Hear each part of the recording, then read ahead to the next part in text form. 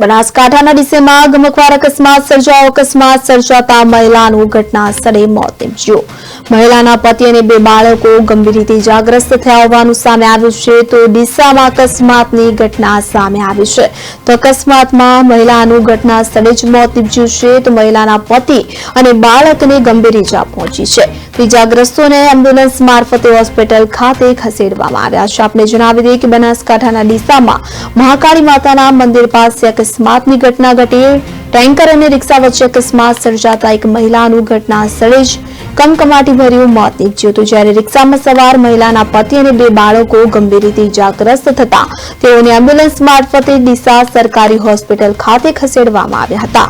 Tanker ચાલકે ગફલતભર્યું driving કરી આગળ જઈ રહેલ રિક્ષાને ટક્કર મારતા અકસ્માત સર્જાયો હતો। અકસ્માતને પગલે કલાકો સુધી રોડ પર ટ્રાફિક જામ સર્જાયો હતો।